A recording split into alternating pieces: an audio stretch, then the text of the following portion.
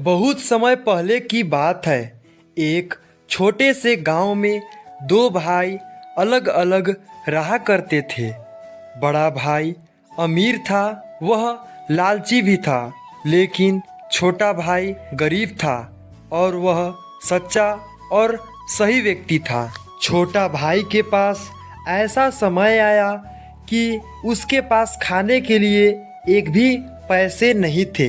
तो छोटा भाई सोचता है कि क्यों ना मैं अपने बड़े भैया के पास जा कर के कुछ उधार पैसे मांग लूं। तो छोटा भाई अपने बड़े भाई के पास चला जाता है और अपने बड़े भाई से कहता है, भैया मेरे को कुछ पैसे चाहिए थे।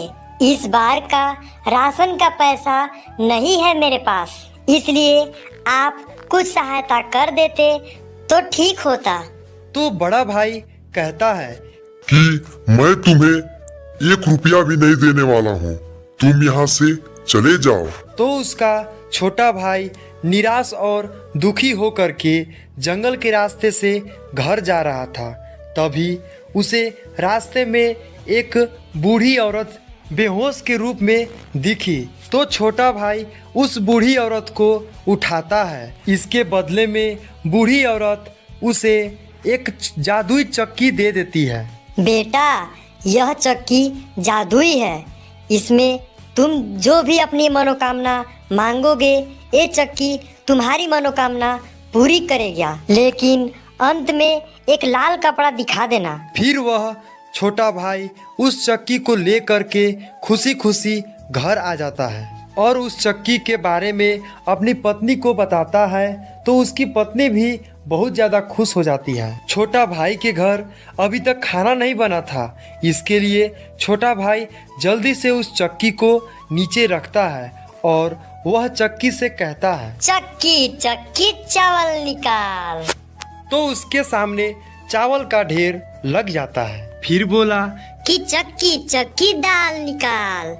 तो फिर दाल का भी ढेर लग जाता है।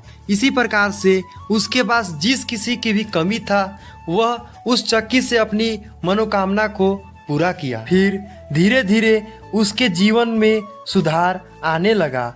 लेकिन ये सब देख करके बड़ा भाई को जलन होने लगी कि आखिर छोटा भाई इतना प्रगति कैसे कर रहा है। फिर एक दिन वह चोरी चुपके उस चक्की के राज के बारे में जान जाता है और उस चक्की को चोरी करके अपने घर ले आता है और वह अपनी पत्नी से कहता है कि अरे भाग्यवान, अब हमें इस गांव को छोड़ करके जाना होगा। फिर पति पत्नी दोनों चक्की को ले करके नाव में बैठ जाते हैं और नदी को पार करने लगते हैं।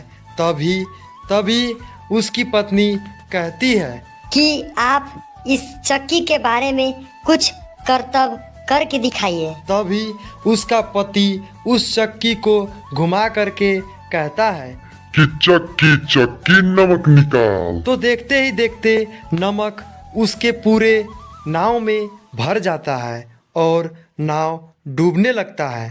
तभी उसकी पत्नी घबराते हुए कहती है कि अब इसे रोक दीजिए। लेकिन उस बड़े भाई को तो उस चक्की को रोकने आता ही नहीं था और देखते ही देखते नाव डूब जाता है और दोनों लोग मर जाते हैं। इसीलिए दोस्तों कहा जाता है कि लालच बुरी बला है, लालच कभी नहीं करना चाहिए।